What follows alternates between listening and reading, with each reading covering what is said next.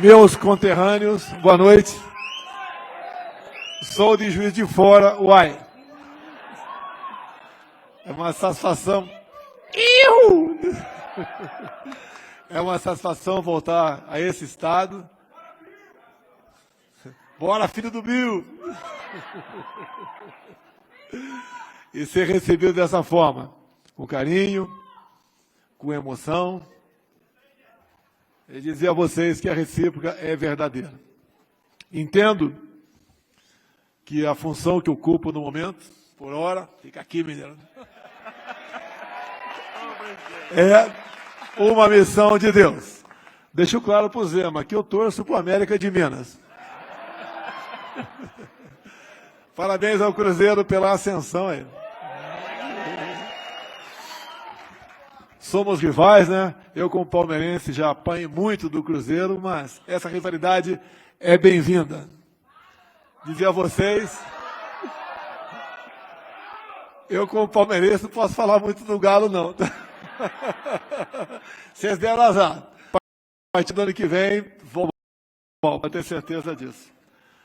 Quem vai ser campeão vai ser o Brasil, pode ter certeza.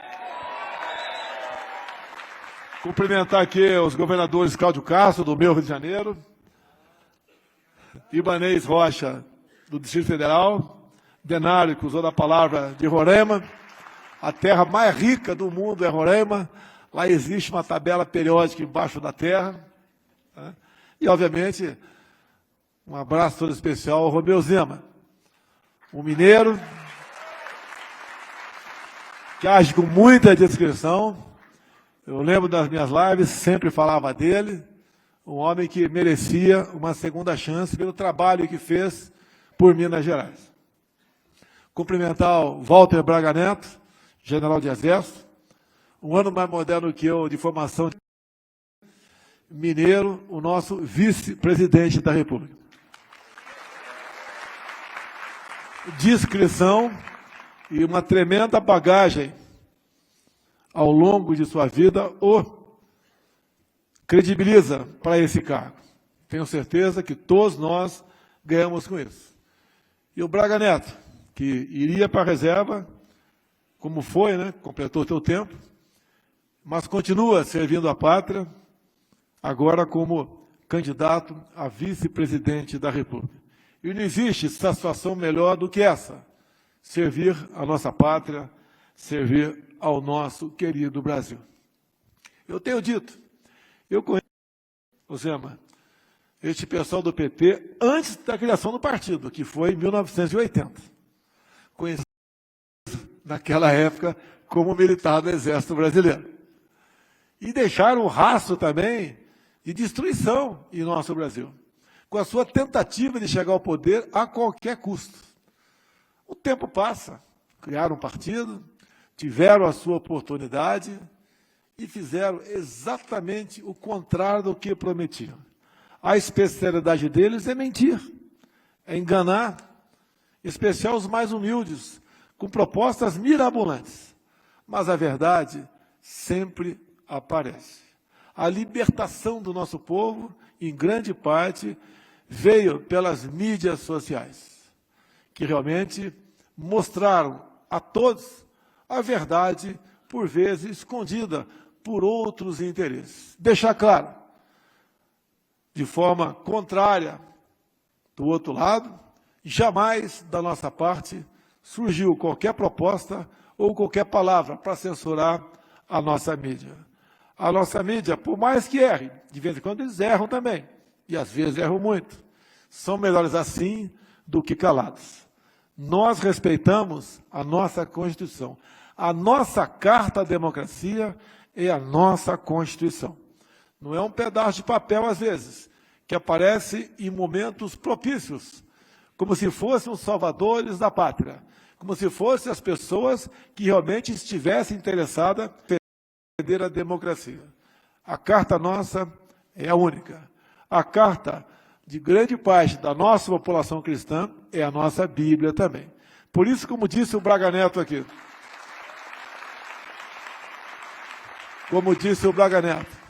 a nossa família é sagrada. Um país com famílias estruturadas, é um país que está no rumo da ordem e do progresso. E nós sabemos o quanto a esquerda fez de mal à nossa família. Basta ver um decreto presidencial de 2009, conhecido como PNDH3, Plano Nacional de Direitos Humanos, terceira versão. Dos 180 capítulos, o capítulo mais importante tratava da desconstrução da heteronormatividade, sem contar com outro capítulo, que falava da ideologia de gênero. Nós não queremos isso para o nosso Brasil. A nossa família é estruturada em cima dos nossos valores judaico-cristãos. E assim devemos permanecer. Respeitar um ao outro.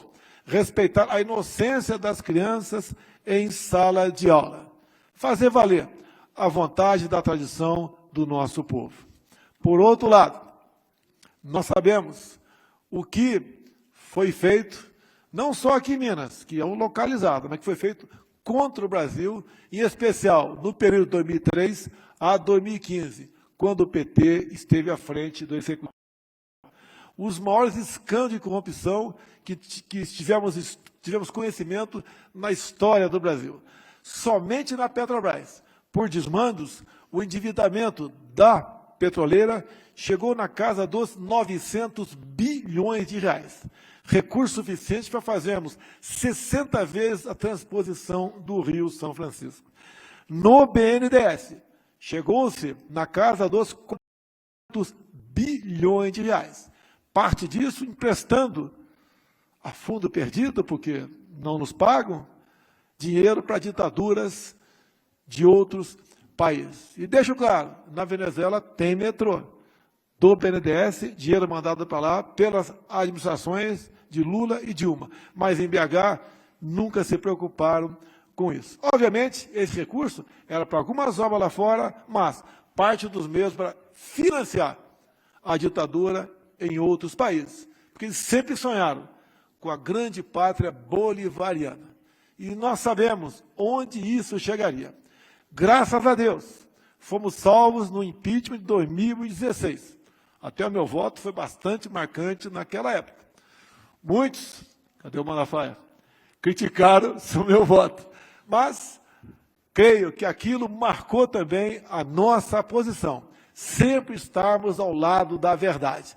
Tanto é, de toda a minha pré-campanha, usei a passagem bíblica do João 8,32. E conhecereis a verdade e a vos libertará. E nós sabemos que no meio político é comum, né, por vezes, esconder a verdade. Mas aqueles que agem dessa forma têm um reconhecimento. Pode tardar, mas ele sempre se fará presente. Creio que isso me deu a presidência da República em 2018, depois de sobreviver, com a graça de Deus, uma tentativa de assassinato. Formamos um bom ministério, com pessoas técnicas e conhecidas. Começamos o nosso governo em 2019. Criamos ali medidas que eu chamo de vacina para a economia, como a Lei da Liberdade Econômica e a reforma previdenciária. E, infelizmente, tivemos 2020, um ano trágico para o mundo todo, onde muitas mortes se fizeram presentes. E as economias de quase todo mundo quase que colapsou. Nós fizemos a nossa parte, criando programas para combater o desemprego. Enviamos dinheiro para estados e municípios sem vermos a coloração político-partidária desses governadores e prefeitos. Entramos 21, uma lógica da história do Brasil, até com reflexo na barragem de Furnas, na cota 762. Gostaríamos de, obviamente, fazer com que isso se fizesse uma realidade e algo que realmente é interesse de vocês. Mas, infelizmente, as condições meteorológicas não nos permitiram agir dessa maneira. Entramos 21, tivemos uma guerra lá fora, tivemos a coragem de reunir o Ministério e irmos para a Rússia em fevereiro do corrente ano, quando o mundo todo reclamava de que nós não deveríamos participar desse encontro. Fomos porque sabíamos que a vinda de fertilizante para o Brasil se faria necessária, porque estaríamos, então, se não fizéssemos esse contato, se o fluxo fertilizante fosse interrompido, estaríamos colocando em risco a nossa segurança alimentar, bem como de mais de 1 bilhão de pessoas ao redor do mundo que vivem do nosso agronegócio. Fizemos a coisa certa. Sofri algumas críticas da comunidade ucraniana que vive na região de Prudentópolis, Paraná. Fomos no mês passado a essa região, conversamos com os nossos irmãos ucranianos e descendentes que moram no Brasil. Fomos muito bem recebidos, entenderam a situação do Brasil e lamentamos juntos a guerra que ainda perdura lá fora. Torcemos pelo seu final. Mas, meus amigos, tem um ditado que diz: quem quer a paz deve se preparar para a guerra. Nós não queremos guerras, em consequência, devemos nos preparar para que as nossas Forças Armadas tenham a capacidade e o poder de dissuasão para que aventureiros outros não venham para o Brasil. Sempre ouvimos falar da cobiça internacional pela região amazônica. É uma realidade. Sabemos o quanto ela representa para o mundo, mas a Amazônia é nossa. Não podemos nos deixar de preocupar com ela e saber que alguns países se interessam em se apoderar dessa região.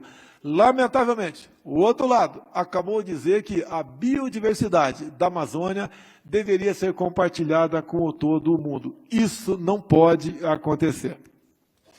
22, para irmos para o encerramento. Juntamente com o Parlamento Brasileiro, buscamos alternativas para reduzir o preço dos combustíveis que realmente encareceram em todo o mundo. Não foi uma canetada, não foi um controle de preço. E conseguimos, junto com o Parlamento, quase por unanimidade, aprovarmos redução de impostos estaduais e zerarmos impostos federais, fazendo com que a gasolina, hoje, como média no Brasil, estivesse próximo da casa dos R$ 4,50. Etanol em São Paulo, vi na semana passada a R$ 2,50. Isso acabou puxando a inflação para baixo e, no terceiro mês consecutivo, já temos deflação no Brasil. Os produtos da cesta básica já vêm caindo de preço. Estamos voltando à normalidade, de forma completamente diferente de quase todo mundo. Não quero saber como se encontra a situação de vários países da União Europeia. Basta dizer que a energia lá fora praticamente triplicou de preço. E no Brasil, a energia elétrica caiu um pouco de preço com a questão do ICMS também. Teremos no corrente ano uma inflação próxima de 6%, menor que os Estados Unidos e menor também que a União Europeia. Temos, mês a mês, apresentado números positivos na queda do desemprego. Baixamos já ao percentual de 9% e continuamos em queda. O nosso produto interno bruto vem crescendo. Cada vez mais se faz novas projeções e atualiza os números para melhor do nosso país. Isso é uma administração que tem respeito para com a coisa pública e para com o seu povo. Deixar claro que as nossas estatais, há poucos anos, davam prejuízos ou pequenos lucros. Batemos no ano passado um lucro na casa de 180 bilhões de reais. E olha que o nosso governo vem reduzindo impostos e vem arrecadando cada vez mais. Como vocês bem sabem, a redução de 35% em 4 mil produtos do IPI. Essa proposta concreta que vem sendo feita ao longo de tempo por Paulo Guedes, o coloca numa situação de um dos melhores ministros da economia do planeta Terra. Isso é orgulho para todos nós. Como também é orgulho para nós, Roberto Campos, à frente do Banco Central. E acho também que eu sou o primeiro chefe de Estado que abre mão de poder. Nós mandamos o projeto para o Congresso e aprovamos a independência do Banco Central. Hoje, inexiste a possibilidade de interferência política no Banco Central.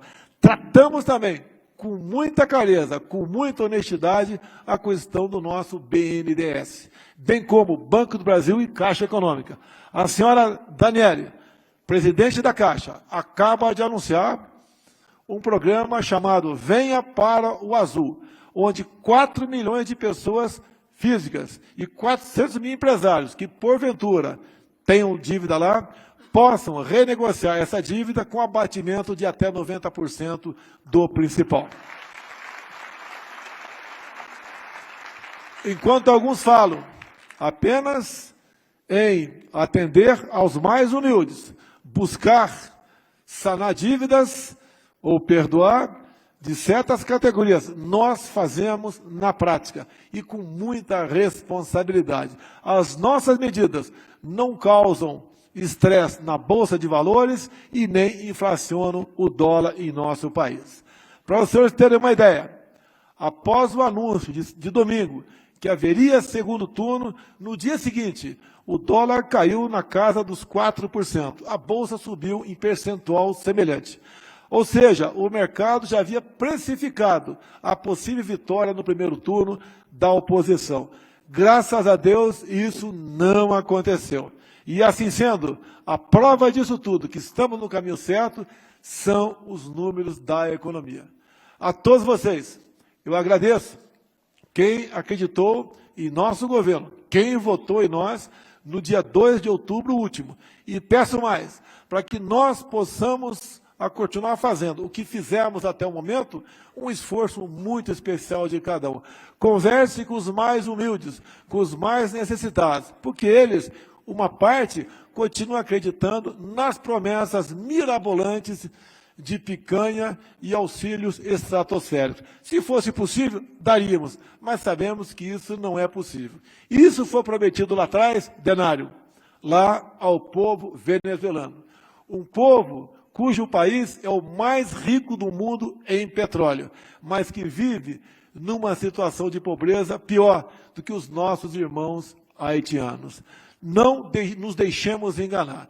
Em todos os países que fizeram opção pela esquerda, como a Colômbia, a Argentina, Chile, lá atrás a Nicarágua, nós sabemos para onde foi a economia, para onde foram os valores dos povos desse país e a situação terrível de miserabilidade que esse povo se encontra ou marcha nesse sentido. Peço a Deus que ilumine a cada um dos 200 e poucos milhões de habitantes, uma parte considerável que irá às urnas, para que façam as suas decisões, de acordo com a razão e não emoção ou coração. Dessa decisão, o futuro da nossa pátria. Vocês não sabem o orgulho que eu tenho ao viajar para qualquer lugar do Brasil e encontrar pela frente um mar de cores verde e amarela. É o patriotismo, é o sentimento da nossa pátria. É o tremular da nossa bandeira, que a nossa união, bem como a nossa riqueza. Muito obrigado a todos vocês. Que Deus nos abençoe. Mais uma vez, muito obrigado e até a vitória. Deus, pátria, família e liberdade.